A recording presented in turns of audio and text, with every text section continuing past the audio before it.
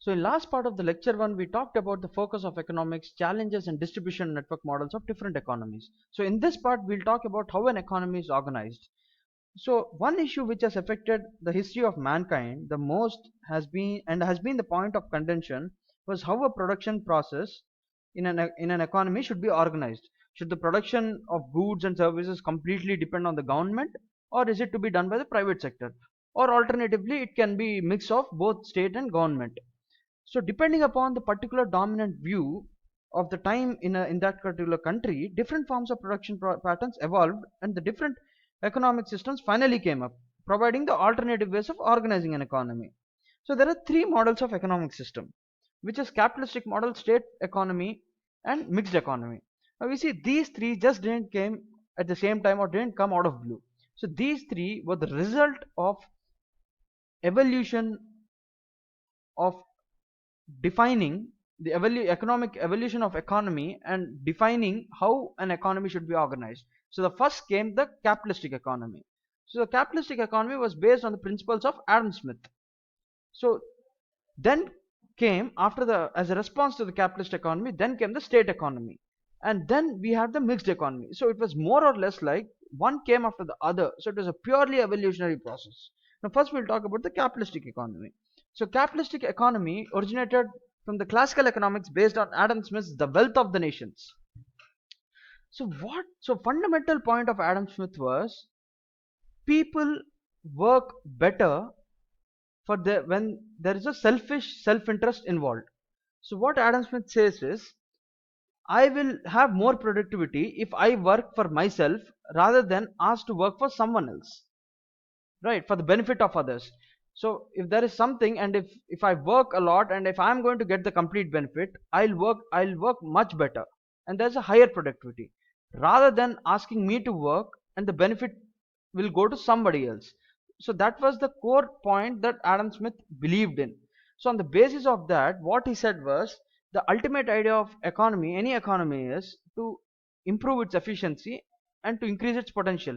So he said, since the productivity will increase because people will work better in their own self interest, hence he said ki government should stop intervening in the markets. So this policy of non intervention of government is called laissez-faire.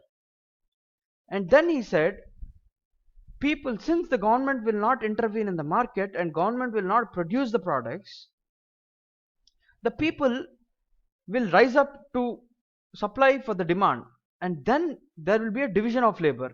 So what he said is, rather than everybody working in, rather than developing specialty skills, and there's a common labor, what he believed is, if there is a division of labor, there's a higher productivity and higher and advanced level of products that are produced. So for example, you have a vehicle, if you have to produce a motorcycle, right?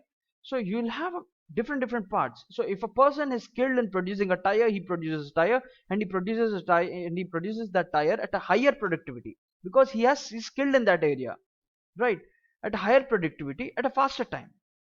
So he endorsed non-government intervention in the markets, division of labor.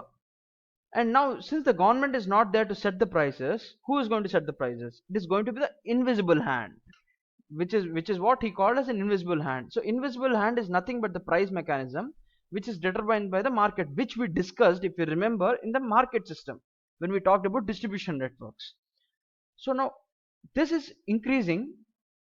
Now this all is fine. So by non-intervention of government and by people working for their own self-interest, it will increase the productivity, which will generally increase the wealth, right? So now how is it going to benefit the society? Then Adam Smith said, then introduce something we call as competition. So what Adam Smith said is, government should not intervene in the economy. There should be a division of labor, and the market should determine the prices of the goods and services, and there should be more competition in the market, and the government should encourage the competition in the market. So what he says, when there is a more competition in the market, when there are more people producing producing the goods and services, if you remember our supply and demand concept, there will be more supply. So when there is more supply, there will be more choices, and there will be low prices. So it will help the consumers finally. So he said this is the best economic model which can give us the maximum productivity, at the same time help the consumers also. So now this model, which was came in 1779 when 1776 when Adam Smith wrote his book. So at that time, the founding fathers of United States of America, George Washington and his colleagues, were highly impressed by his work, and they made it a part of the public policy of the United States when US became independent. And then from the United States, it spread to the other part of Europe and Americas, especially the Western Europe. Today, this system is known as private enterprise system, free enterprise system, or market economics. So to summarize this, the decision of what to produce, how much to produce, and at what price to sell are taken by the market, by the private enterprises in this system, which with the state having a no economic role at all. So this was the capitalistic system, capitalistic economy. And then comes the state economy. So the state economy is rooted in the ideas of change proposed by German philosopher Karl Marx. Now many people would have heard about Marxism, Marxian economics. So all these ideas were basically rooted on the changes proposed by the German philosopher Karl Marx. So this, so he proposed it way back in the mid 19th century. So somewhere about 1840s, right? But the first economic system of this kind came up in USSR. So in the 1917, USSR was a empire of Russia. It was known as Empire of Russia. So it was ruled by a king. At that time in Russia, the kings were called as Tsar, Tsar, Tsars. So uh, Vladimir Lenin, along with his colleagues, led the revolution and overthrew the empire led by Nikolai, the last Tsar of Russia, and then established the US, and then the established Soviet Republic of Russia, and eventually establishing Union Soviet Socialist Republics, right? And this revolution is called Bolshevik Revolution, and Lenin was extremely influenced by Marxist philosophy. So he bought in. So USSR was the first economic system to adopt the state economy, the ideas proposed by Karl Marx, and then it got its ideal shape in People's Republic of China. You see, the state economy is not a single concept like a capitalist economy. Within state economy, there are two divisions. One is the socialist economy, the other one is the other one is the communist economy. So what is difference between a socialist economy and communist economy? So in the case of socialist economy, the one in USSR is a socialist economy, and China, the communist China of 1949 was the example of a communist economy. So in the socialist economy, it was all about collective ownership, right? So people could not own their own lands, but as a group, as a collective, they could own the land, and all the production, industrial production, was completely controlled by the state, and the state had a huge role in running the economy. Whereas in the communist economy, there was no power for the people, and all the land and labor was under the absolute power of the state, and the state controlled the economy completely. So people in the communist, the people there was no concept of private ownership of land or even the labor. So there was no concept of human rights. So the labor and land was completely owned by the state. So basically this form of economy came in reaction to the popular economic system of capitalism, and proposed just exactly opposite to that. So such economies are generally known as centralized economy, or central planned economy, or non-market economy. So there's just a funny part about this. The socialist and communist economies used to criticize capitalist economies of being based on exploitation, and in response the capitalist economies called the socialist and communist economy the practitioner of state capitalism, where the state was the sole exploiter. So the communist and anti-communist propaganda and the socialist and anti-socialist propaganda led was the most important basis of Cold War between the United States and USSR between 1945 and 1990. So that was the state economy and the capitalist economy. Now we'll talk about the third one, the final evolution, that is mixed economy. So you see, you had two countries that were going in a different way. United States was a completely capitalist economy, and USSR was a completely socialist economy. So now what happened is there was something that was really big happened in 1929.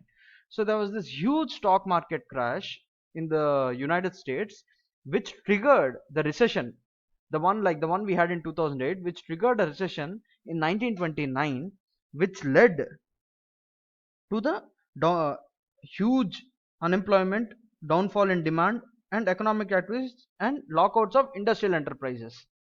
So what happened was the belief in invisible hand, the belief that market will give the best efficient results, that the market is the best adjudicator of the price mechanism, right, was completely shaken.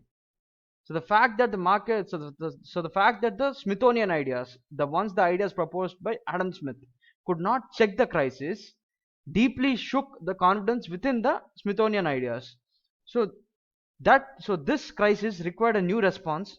So it required new approach, and that's when John Maynard Keynes, a British economist at Cambridge University, wrote his most now famous book, The General Theory of Employment, Interest and Money, which formed the basis of Keynesian economics. So now we have three things. The first one is the Adam Smith based classical economics. The second one is Marx based statist economy, which is also called as Marxian economy, right? And now the next one is called Keynesian economics. So what exactly is Keynesian economics? See, what Keynes did the first was he questioned the main important principle of Adam Smith, which was non-intervention of government. The idea was that the idea behind non-intervention of government, as explained by Adam Smith, was that when the government intervenes in in any economic activity, it cut down the efficiency of that particular section or that particular place where the government has intervened. So it restricts any kind of potential, and hence the government should not intervene. But Keynes questioned the very same policy and the nature of the invisible hand. So he even opined that although the invisible hand brings in a lot of efficiency, but it also creates inequality, and the poor people are at the end of the and the poor people receive the worst of it.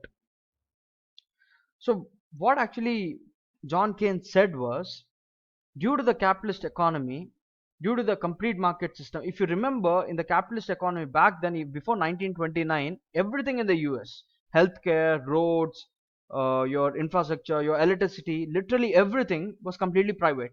Government was not at all there in any form of economic activity. So everything, the total thing was a private economy, right? So what what actually happens, what according to the Keynes happens is, till the economy is fine, till there is no recession, capitalism works beautifully, right? But the moment when there is an uh, recession, right, when there's a recession and when there is a downfall of demand, the Adam Smith based capitalistic theories can never check the crisis or can never help the economy rebound. The idea was that since the state was not at all involved in the since because of the market economics, most of the wealth was going to the few, right? The wealth was moving in a unidimensional way. Rather than spreading to the people, it went to the few at the top. So because of that, there was a the power purchase parity, the purchasing power of people automatically reduced. Since the purchasing power of people is already low, when suddenly there's a recession, now since people have to purchase even for the basic stuff, they cannot drive the demand. So especially when there's a recession, that means the economy is not growing, that means the demand is weak. Since the people can't drive the demand, economy will further go into recession, and there is no scope of economy to revive.